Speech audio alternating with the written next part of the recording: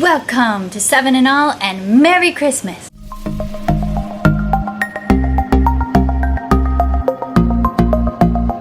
Merry Christmas! Oh wait, we're not allowed to say that yet, are we? It's too early. Oh well. But this video is going to be about Christmas books, so I hope you are at least a little bit ready for Christmas. Hi, I'm Rachel from Seven and All, and yep, we're talking about Christmas books today. This is going to be a collab, so make sure you go down to the description box below and check out the playlist with all the other different homeschool moms who are sharing some of their absolute favorite Christmas books and their recommendations for read-alouds during this season. So I think I'm excited to look at those videos because I want to see all of their favorites, see if we have anything in common, and see what new ones I can discover. Now, I'm going to start strong. I'm going to start out with the book that made me want to make this whole video in the first place. This is it, guys. This is the reason I wanted to make this video. This is The Latka Who Couldn't Stop Screaming, A Christmas Story by Lemony Snicket. This is the same author of the series of Unfortunate Events books. So if you know anything about those books, you may know at least slightly what you're getting into with this. And you will also learn a little bit about my sense of humor. This is perhaps an odd recommendation for a Christmas book, but really I think it is so genius. It follows a Latka who is being cooked in a pan. Well, at first it starts off with making a Latka, all the ingredients and everything, and then the Latka goes into the pan and then he jumps out screaming, "Ah!" And he couldn't stop screaming, and he runs and runs and runs into some flashing colored lights. And then the flashing colored lights talk about their purpose and what they symbolize in Christmas. But then the Latka tells what he symbolizes for Hanukkah and the holiday, and they don't really understand him. They don't understand that he's something completely different, and then he runs away screaming. And then he runs into a candy cane, and the candy cane talks about what he symbolizes for Christmas. And then the Latka talks about what he symbolizes for Hanukkah, and then he runs away screaming because the candy cane doesn't understand him. And then he ends up sad under a tree, and then the pine tree is talking to him.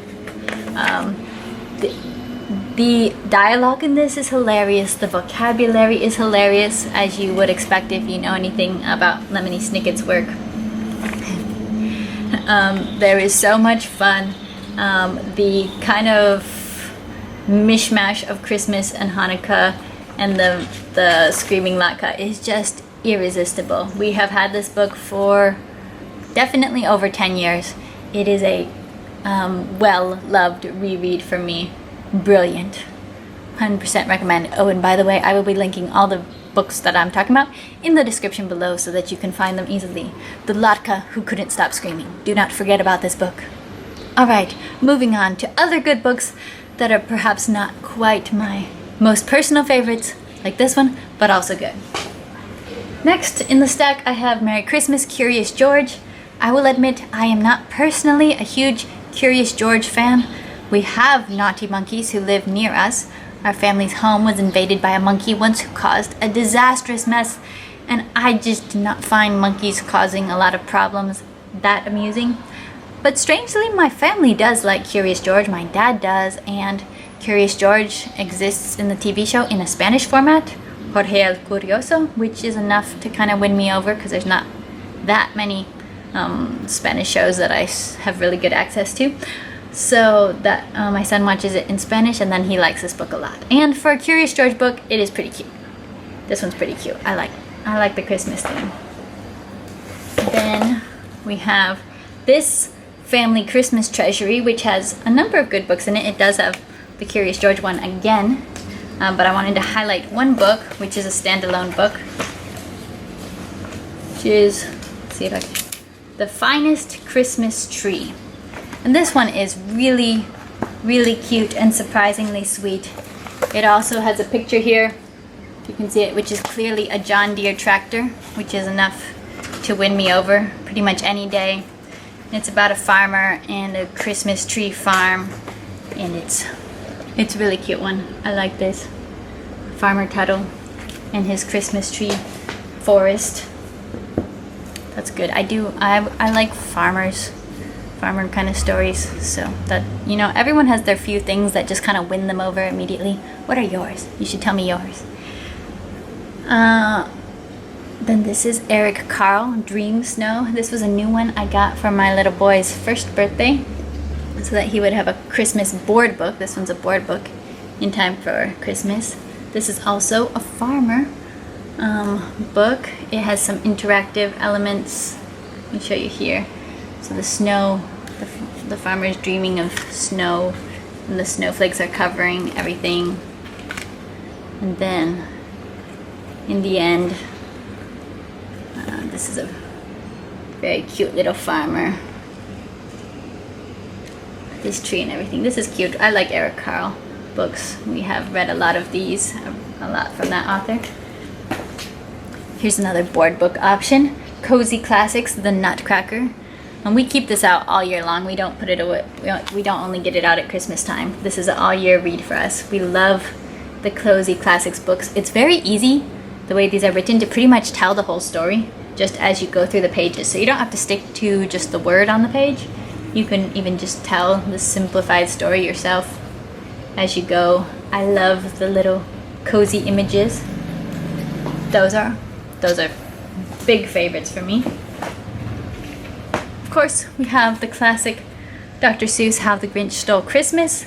I think people have different opinions on these. I really like reading Dr. Seuss books aloud. I like the kind of tongue twister effect and the made up words. I think it's very fun. As someone who just really enjoys reading aloud, the lyrical silliness of it is fun. And, you know, this is a classic for a reason. Then, this is a pretty new one to me, Coming Home by Michael Morpurgo, which is a European Robin and his immigration home in time for Christmas. My son really got into this book. Like, he was on the edge of the seat. He does happen to love birds, but he was super on the edge of his seat following this Robin's journey home. One thing I really appreciated is, you know, if you teach writing, the words are incredibly vibrant. There's a lot of motion in them. There's a lot of specificity. I really like that. I think it's a good example if you're reading it with older kids to talk about, you know, what's the effect of the language used in this book. So that's good. That's cool. This is also fairly new to me. I hope it's not too shiny here. Christmas Day in the Morning, and you'll see a barn. I'm telling you, farms get me. This is by Pearl S. Buck. So very, of course, well-known author. It's a very sweet story about a father's love and a little boy and just family, and it's really sweet. It's a little bit for older kids, but it's not hugely long amounts of reading per each page. I think it's really well done. This is really heartwarming. Christmas Day in the Morning by Pearl S. Buck. And this is kind of a interesting one. This is 9 Days Till Christmas, A Story of Mexico. This is very old. This is published about 60 years ago. So there's definitely, reading it, you can definitely see a lot of differences between books published today and books published 60 years ago. Even just in the illustration style, and also this kind of more old-fashioned style of having a lot of words to read. Not all the pages are that wordy. Some are like this.